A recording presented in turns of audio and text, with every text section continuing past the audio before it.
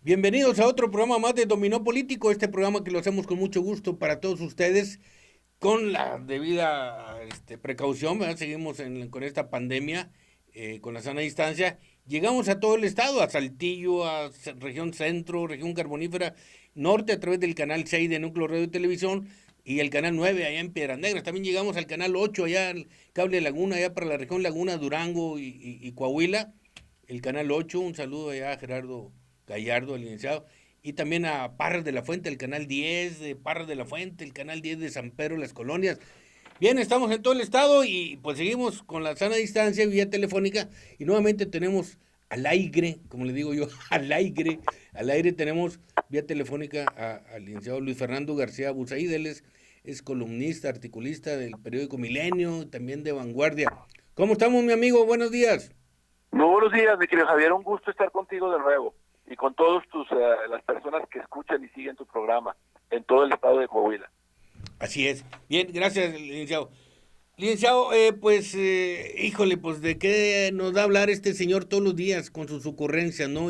Pero sí, es alarmante ya hasta dónde nos minimiza, ¿va? Ya está minimizando a la Suprema Corte de Justicia. Yo pensé que eran los únicos que le iban a aguantar la presión y parece que doblaron las rodillas con una encuesta que nada que ver, donde le dice, la pregunta ya se la cambiaron, dice, ¿está usted de acuerdo de que se apliquen sanciones a todo aquel que cometa algún delito?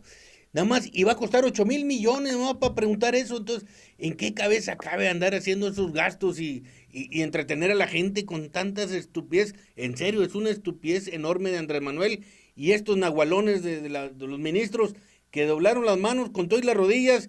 Y sí, ya me da miedo de que parece ser que tiene control del legislativo y ahora del Poder Judicial y el INE que lo está amenazando. Así que veo cosas muy complicadas, mi querido Luis Fernando.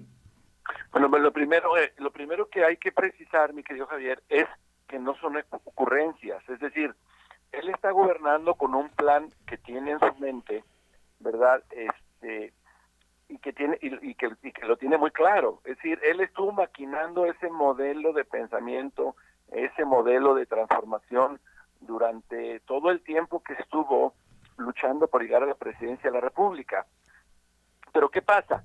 Al llegar a la presidencia de la República se encuentra que tenemos un sistema político sumamente complejo que escapa a la simplicidad de su pensamiento y del modelo que construyó a lo largo de tantos años. Entonces, lo que está haciendo él ahorita es imponer un modelo por encima de una realidad que no conoce, que no comprende, ¿verdad? Y que termina básicamente por contradecirlo de manera sistemática. Entonces, Andrés Manuel López Obrador está siendo obligado a destruir de manera sistemática las instituciones para imponer ese modelo de pensamiento. El caso más reciente lo tenemos, mi querido Javier, y hay una secuencia que no podemos olvidar y que es importante que las personas que nos escuchan, ¿verdad?, lo tengan en la mente. Él se pone como objetivo aprender a Emilio Lozoya. Emilio Lozoya era como una liebre enjabonada que huía, no, en serio, mira, te doy un Sí, ejemplo. sí, sí. Él engañó a sus perseguidores haciéndoles pensar que iba rumbo a Alemania, pero en Nueva York, en el momento del transbordo, él se escabulle, ¿verdad?, con gente que lo está esperando ahí, lo lleva a otro aeropuerto y toma un avión a Canadá. En Canadá él vuela a Rusia y deja pensando a sus perseguidores que iba a Alemania. O sea, el hombre hizo todo lo posible para no ser aprehendido. Sin embargo, finalmente quien negocia la aprehensión de Lozoya, que nunca lo tuvieron en sus manos, fue el papá del mismo Lozoya. El papá del mismo Lozoya se sienta con Gert Manero, el fiscal general, que son amigos además, y negocian la no persecución de la esposa, de la madre de Lozoya, para que él pueda venir a testificar, y promete el oro y el moro a Ujú. Emilio Lozoya. Sí. Aquí vamos a meter, y le hace pensar a la mente febril del presidente de la República que pues, va a encarcelar a medio, pues, no sé, a todos los presidentes y a los Sí, secretarios de los últimos 3 sexenios. todos los gabinetes. Pero ¿qué pasa? Cuando llega Emilio Lozoya, el presidente, que es bastante elemental y básico en ese sentido, ¿no? Estaba tan excitado por tener ya la presa que él tanto buscó, que empieza a hablar en público que Lozoya va a dar información para prender por lo menos a 15 personajes importantes del sexenio pasado y antepasado, ¿ves? Todo a partir de la relación con Odebrecht, ¿no? Y de otros temas. Eso sí, es importante señalarlo. En la compra de una planta de nitrogenados, en la cual entra Ricardo, el de Televisión Azteca, Ricardo Salinas Pliego, ¿verdad? Lo excluye, esa no la toma en cuenta, ¿no? Todas las demás sí. El problema es que cuando el presidente empieza a enjuiciar directamente a todos los aparentemente involucrados en las declaraciones que aparentemente habría de dar Lozoya, cometen un error grave en derecho. Tú no puedes, mi querido Javier, inculpar a una persona de manera pública sin darle el derecho al debido proceso, respetando sus garantías individuales, porque la medida que tú lo haces, impides que pueda ser perseguido ese personaje por esos delitos o supuestos delitos. Entonces, lo que hizo Andrés Manuel fue complicar más las cosas desde un punto de vista legal, favorecer la defensa de todos esos supuestos políticos, supuestos delitos cometidos por estos políticos, y peor aún, después de que terminó de hacer todo eso y que me hizo un chorizo toluqueño alrededor de estos temas, ¿no? Lozoya no dio no puso en la mesa las pruebas que decía tener. Uh-huh. Y más aún, él se protegió, se amparó y ahorita está blindado. En este momento Lozoya es intocable. Y ya no le hace nada, ya se apaciguaron con él. Pues y peor con lo que salió con Pío, ¿te acuerdas que salió el hermano recibiendo dinero y ya se apaciguó mejor? Eso, exacto. Entonces, en el caso de Lozoya, entonces el presidente dijo, yo ya tenía visto enjuiciar a toda esta bola de rufianes desde el punto de vista definidas por él de esa manera, ¿no? Sí. Pero se me complicó la cosa, hay que acelerar el tema de la consulta popular para enjuiciar directamente a los presidentes. Ya no a todos los involucrados en Odebrecht, eso ya como que quedó en el pasado por lo pronto, ¿no? Entonces lanza la propuesta y pone a la Suprema Corte, es decir, al Poder Judicial contra la pared, ¿no?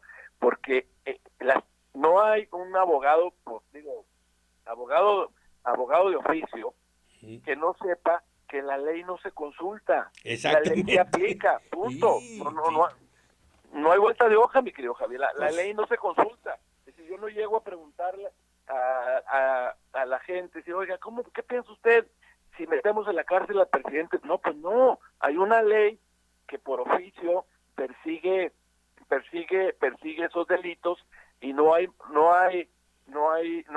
vuelta de hoja. Entonces, bueno, el punto aquí es que cuando ve que un ministro se pronuncia en contra de la barbaridad que quiere este hombre, antes de eso pone a su gente a buscar firmas para legitimar la consulta. Pero ¿qué pasa? No consiguen las firmas, el número tal de firmas. En las últimas 48 horas previas al cierre de las firmas, todo su ejército morenista se dedicó a falsificar las firmas, en fin, etcétera, ¿no? Cuando dice, no, pues las firmas no pasaron, yo, por voluntad presidencial, le exijo a la Suprema Corte que lleve a cabo la consulta. Pero ¿qué pasa? Un ministro dice, no, señor presidente, no va a proceder porque es inconstitucional, y presiona más aún a la Suprema Corte. Y la amenaza, fíjate, Javier, la amenaza de que él va a aprobar un artículo en que prácticamente disuelve las capacidades formales de la Suprema Corte para este tipo de situaciones. Entonces la Suprema Corte, pues contra la pared, reacciona a favor de la propuesta de López Obrador, pero con dos atenuantes que es muy importante subrayar. Es decir, no aprueban la pregunta, que era muy sesgada, ¿no? Y propuesta por el mismo Andrés Manuel, no la hacen más genérica, no habla la pregunta de presidentes en particular, sino de actores políticos, y ahí podemos meter a López-Gatell, y podemos meter a Jorge Alcocer, y podemos meter a Bartlett, porque ya la consulta dejó de ser sobre los presidentes. Sí, sí. Ahora la pregunta es sobre actores políticos que hayan, desde el punto de vista de la gente, cumplido algún tipo de delito en contra de la nación. Entonces, ahí podemos, pues, ya si te pones en un plan más, ¿cómo te diré?, perverso, pues ahí metemos a López-Gatell, metemos a Jorge Alcocer, Sí, metemos sí. a Manuel Bartlett, Luego. metemos a Claudia Sheinbaum, ¿me entiendes? Metemos a todos ellos, hombre, porque ya. Ahora, la otra cosa, lo que apruebe esa consulta no es vinculatorio. Es decir, si se aprueba que, por ejemplo, que se vaya a juicio López-Gatell, Carlos Salinas de Gortari, Felipe Calderón, pero también Manuel Bartlett, etcétera, pues no es vinculatorio, es decir, no es obligatorio que se le siga ningún tipo de juicio. Entonces la consulta va a terminar por ser una consulta más de carácter moral que jurídico, ¿ves? Entonces, de alguna manera es importante que la gente sepa, porque yo también me fui con la pinta al inicio y me molestó mucho la decisión la débil decisión de la Suprema Corte, ¿no? Pero escarbándole un poquito me di cuenta primero que no es la misma pregunta, es más genérica, habla de actores políticos, que incluye hasta los del actual régimen, y dos, que no es vinculatoria, es decir, no tiene ninguna obligación la Suprema Corte, ni la Fiscalía, ni ninguna instancia procuradora o ejecutora de justicia para poder llevar a la cárcel a esas personas. Entonces, finalmente, no va a quedar en nada, según lo que veo en este momento. Vamos a ver qué sucede en el futuro inmediato, ¿no? Pero de cualquier manera, y dice el fue muy fiscal, vergonzante la decisión de la Suprema Corte. Y dice el fiscal, el ministro Saldívar, la consulta no obliga a la Fiscalía ni al Poder Judicial a actuar en contra de nadie. Entonces, ¿qué fregados van a hacer con esa encuesta? O sea, sale que los expresidentes salen sobrando. ¿Qué es lo que quiere? Sí. Espérame, fíjate nada más, es que hay otra dimensión de perversidad del presidente. O sea, él va a meter esto el 21 de agosto del próximo año en plena campañas electorales. Él va a estar en la boleta de muchas maneras con este tema.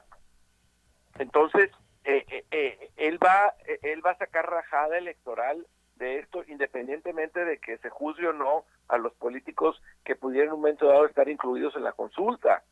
Entonces, él y además va a pagar 8,000 millones de pesos de dinero que no tenemos en la consulta. Nomás. Híjole, no, hombre, un desfalco más al presupuesto. Se andan batallando los gobernadores. Ahorita comentábamos aquí que le va a dar una rasurada bárbara aquí para Coahuila y luego nada más ver que va a gastar 8,000 millones de pesos para hacer una encuesta pedorra que no tiene ningún valor, no va a llegar a nada, nada más para entretenernos ahí. Mira, fíjate qué perversidad. El único valor que va a tener esa encuesta va a ser para favorecerlo a él al estar en la boleta, porque ya quedó claro, y está quedando claro con la campaña, con las elecciones internas de Morena, y se los dijo. Sí. Es mucho proyecto para tan pocos dirigentes. Sí. ¿Eso qué quiere decir? Que Morena es él. Sí. O sea, Morena no es Alfonso Ramírez Cuellar, que vino a Saltillo con ahí rodeado de algunos zampones, no los menciono, que vino a Torreón, no es Jacob Polbensky, no es Totolini, que ahora le dicen Antonio Atoli el Mini, porque ya se quedó sin trabajo. Oye, lo sacaron de ahí de la encuesta también, sí. A Tolini, y es de Torreón. Es de Torreón. Sí. No digo que orgullosamente de Torreón, pero sí de Torreón. Sí, va. Entonces, licenciado Luis Fernando García Busaid, aguántame porque sí me interesa seguir contigo, seguir otro tema. Aguántame, voy a un corte y regreso, ¿sí? Órale. Hoy te regresamos.